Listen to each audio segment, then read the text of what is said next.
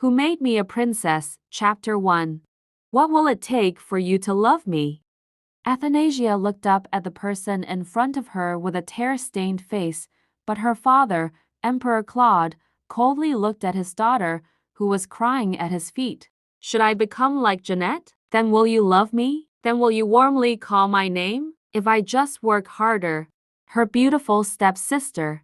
As if it wasn't enough to take what little honor Athanasia possessed, she also stole Claude's love. Athanasia was at her limits. She didn't know what else she needed to do. Will you hold me in your arms instead of pushing me away? Over my dead body. Why? But Claude didn't hesitate. He didn't even blink at the sight of his usually obedient daughter, crying with despair. But I'm also your daughter. I was with you for longer than Jeanette was. Athanasia begged with all the courage she could muster. This was Athanasia's first and last plea. She had never asked for anything else, but her king, her father, was cold like ice to the very end. You foolish being! Claude pushed away the frail hand that was holding onto his leg. He looked at her with contempt. A cruel voice crept into her ears. I've never considered you as my daughter. Athanasia felt more desperate than she ever had in her entire life. A deep despair was visible in her glimmering blue eyes. From Chapter 8 of Lovable Princess. Huh?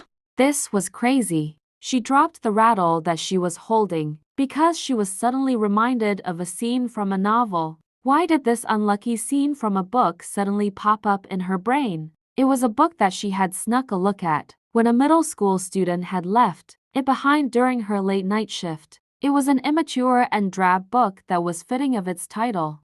Was it because her name was the same as the unimportant princess who had died on her 18th birthday? Ugh, what a bad omen. Bad thoughts, get out of my brain. Ugh, what the heck? Why does she keep dropping it? The woman that had been soundly sleeping was startled up by the sound of a rattle hitting the floor, and she started to curse. Of course, I was baffled.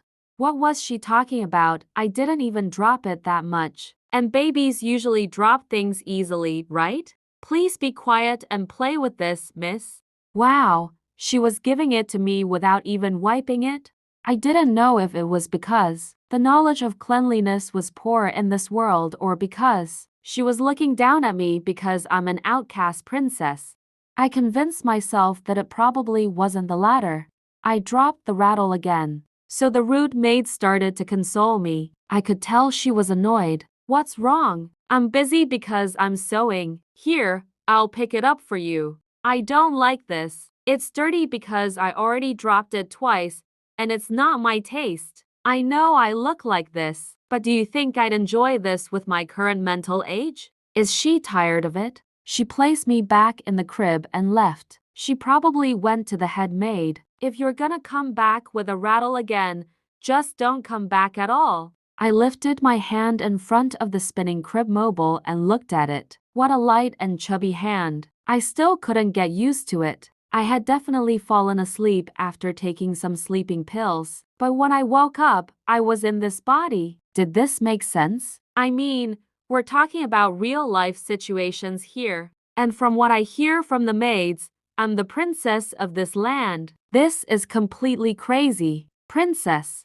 Ugh, that maid always does that. Does she have to barge in without knocking and start screaming? The head maid said we don't have enough funds. Just play with this. The maid forcefully put the rattle back into my hands and sat back in the chair to resume sewing. I'm not gonna soothe you if you start crying again. I really am busy. I'm a baby. Do you think I'll understand what you're saying? This was so unfair. I guess there are different levels of princesses. In my past life, I was an orphan, so it was nice that I was born as a princess. But did it have to be like this?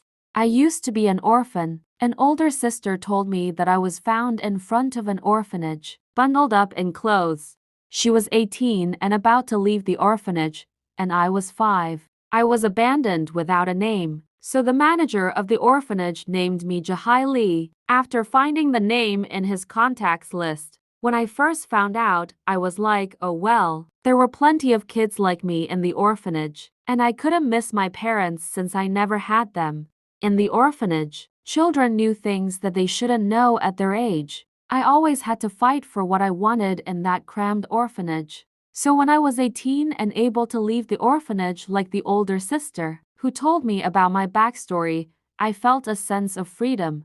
But reality was harsh. I was an orphan who didn't have any money or connections. There was nothing I didn't do to earn money. I worked at a convenience store, wiped cars at a car wash, and washed dishes at a restaurant. I was pessimistic about my life. I wanted to go to school like everyone else, but my circumstances didn't allow me to. I was already overwhelmed from paying rent for a small apartment. In the middle of winter, it was so cold that my entire body felt frozen. I thought I would die from hypothermia because of the cold. I had already pulled several all-nighters because the freezing temperature wouldn't let me sleep. I begged the owner of the restaurant I was working for some sleeping pills and barely got them. Once I took them, a wave of sleep lapped at my brain, and I slowly forgot all the worries and concerns I had. And when I opened my eyes, I was a princess. Today, like any other day, I was trying to talk. All I did was eat and sleep, so I didn't even know how much time had passed. Sometimes I thought I was dreaming. Our pretty little princess, Athanasia, but the one thing that comforted me was that not all the maids were mean. I widely grinned at the maid who was rocking my crib. She had brown hair and blue eyes. She looked like she was in her early 20s, and she became my exclusive maid. Why, you ask, do I only have maids and not a nanny? That's because I'm an outcast princess. Grow up well, my princess. When I first saw her, she was so pretty that I actually drooled. Her name was Lillian, and she could pass for a teenager with her looks. Wasn't this a great stroke of luck that someone like her was my maid? But Lily's face was saddened. I became sad too when I saw such a pretty face frowning. Lily often made this face when she looked at me. Lily, don't make that face. You're prettiest when you smile. Oh, my princess, it's time for you to sleep. I started to kick and whine. The sun was still in the sky, but she wanted me to sleep. I'll admit, I was tired since I was a baby, but not right now. Play with me some more. It's so boring here. No, I can't, my princess. You need to sleep well to grow up nice and tall. But my little act of rebellion didn't work. Lillian. Suddenly, a loud voice pierced into the room. Geez, that maid was so loud. Lily frowned at the actions of the foolish maid. She softly stroked my head because she thought I might have been scared. I looked at the ceiling once I was alone. A fancy chandelier and a detailed design filled my view. When I turned my face a little, I could see shiny furniture and expensive-looking decorations. Every time I saw that, I wondered if it was real gold. Once my teeth grow in, I'll definitely try biting that to see. Of course, if I'm still alive by then. End of chapter 1.